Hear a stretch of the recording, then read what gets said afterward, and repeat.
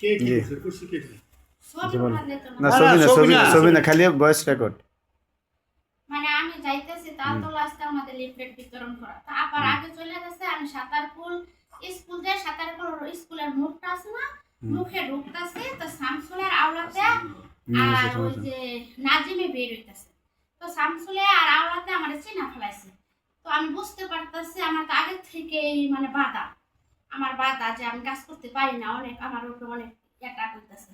তো আমি যাইয়া কত দূর যাওয়ার পরে আয়সা করছি, আসার পরে ওই তারা আমার হাজবেন্ডের উপরে চাপ সৃষ্টি করছে। আর আমারে বলতেছে কেন ভোট চাও, এনসিবির কোনো ভোট চাওয়া যাবে না, দাঁড়িপাল্লার কোনো ভোট এই এলাকায় চাওয়া যেত না, হেরাই এই এলাকায় জামাত বিএনপির গাড়ি এটা। আর আমার বলতেছে ভোট চাইলে আটি গুটি ভাঙ্গা লাগবে।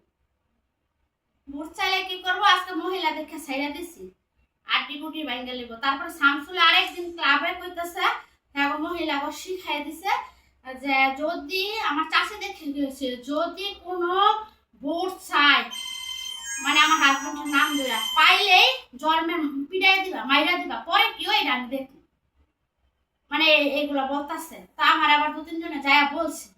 তো আমি তো না মারপিট করতাম না, অশ্লীলতা করা কি দরকার, আমি আস্তে আস্তে টেকনিক অনুযায়ী আমি মানে করি কাজ আমি মানে গোপন ভাবে যেমন করার আমি করি।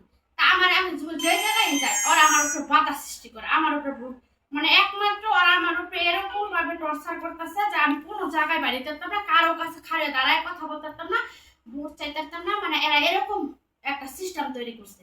মানে আমি যদি এই জায়গায় আসি তাহলে কইব এই বউ আমার লগে ই করে জামাত ইসলাম করে বা এনসিপি করছে, করতেই পারে। এখন এখানে মূল ইয়ে কি হয়েছে শামসুলকে আপনারে এই বাধা দেয়, হ্যাঁ শামসুল আপনাকে হুমকি দেয়, শামসুল এবং আওলাদ, হুমকি দেয়। শামসুল এবং আওলাদ হ্যাঁ মানে এই কাজ করতে গেলে বা হচ্ছে এই গণসংযোগ করতে গেলে হ্যাঁ তারা হচ্ছে আপনার হুমকি দেয়। হ্যাঁ আমার হুমকি দেয়, হুমকি মানে একেবারে অনেকই হুমকি, আমি কোনোভাবে বাইরে যেতে পারি না। প্রাণ নাশেরও হুমকি দিচ্ছে।